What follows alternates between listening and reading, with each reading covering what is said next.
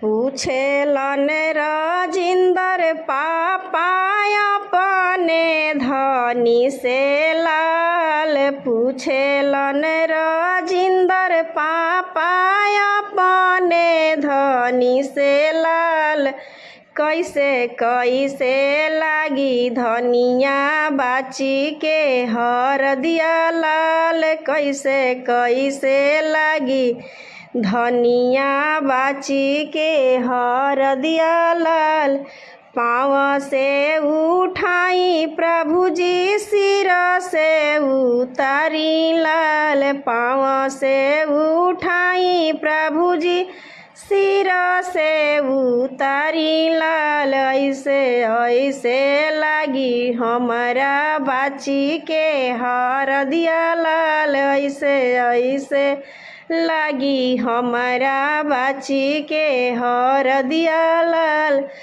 पूछेलन संतोष चाचा अपना धनी से लाल। पूछेलन प्रमोद चाचा अपना धनी से लाल। कैसे कैसे लागी धनिया बाची के हरदिया लाल।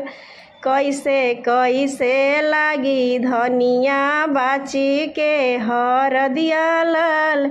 पाँव से उठाई प्रभु जी सिर से उतारी लाल। पाँव से उठाई प्रभु जी सिर से उतारी लाल। ऐसे ऐसे लागी हमारा बाची के हरदिया लाल। ऐसे ऐसे लागी हमारा बाची के हरदिया लाल।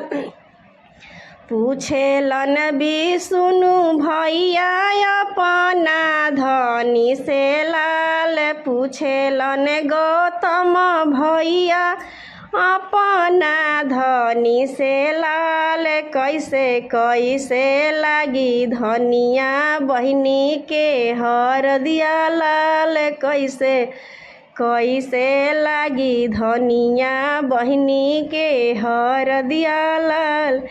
पाँव से उठाई प्रभु जी सिर से उतारी लाल। पाँव से उठाई प्रभु जी सिर से उतारी लाल। वैसे वैसे लागी हमारा बुची के हरदिया लाल। वैसे वैसे लागी हमारा बुची के हरदिया लाल। वैसे वैसे लागी हमारा।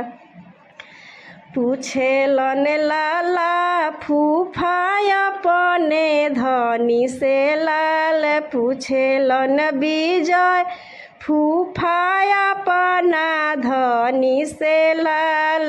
पूछेलन वकील फूफा अपना धनी से लाल।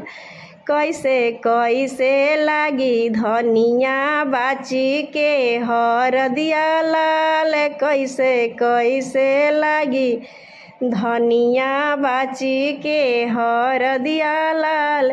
पाँव से उठाई प्रभु जी सिर से उतारी लाल। पाँव से उठाई प्रभु जी सिर से उतारी लाल। वैसे वैसे लागी हमारा बाची के हरदिया लाल। वैसे वैसे लागी हमारा बाची के हरदिया लाल।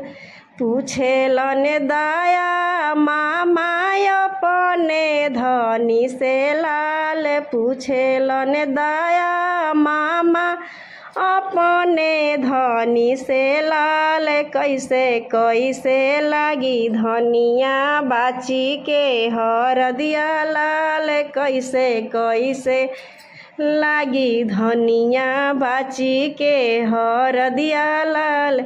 पाँव से उठाई प्रभु जी सिर से उतारी लाल। वैसे वैसे लागी हमारा बुची के हरदिया लाल। वैसे वैसे लागी हमारा बाची के हरदिया लाल। कैसा लगा गीत? अच्छा लगे तो लाइक और कमेंट और शेयर ज़रूर करो।